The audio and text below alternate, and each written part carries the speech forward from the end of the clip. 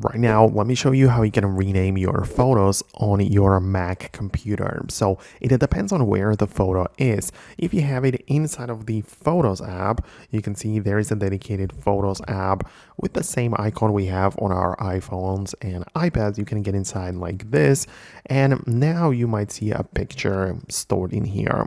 And you're gonna right click on it and tap get info to make more information show up about it. And then there you can do things like add a title. So you can title it with, I don't know, like some information about that photo. So let's say it's a screenshot, but it's still a title and the actual name of the file is below. So that's essentially what you're gonna do about it within the Photos app. If you actually want to change the file name, you have to move it to the desktop or move the photo from the Photos app to the desktop or to any folder, and then now you can actually rename it. So as you can see now, the IMG 18 can be right clicked on, tap on rename, and you can change the name to whatever you want.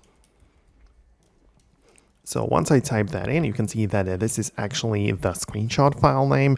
And if I move it back, it's probably going to be in here in the imports. And now if I right click on it, you can see that the title is empty and that the actual file name says screenshot, right? So as you can see, that's how you can do this. That's how it works on the Mac computer. That's how you can rename the file. So if you found this video helpful, subscribe for more, and I'll talk to you later in the upcoming videos and tutorials like this one.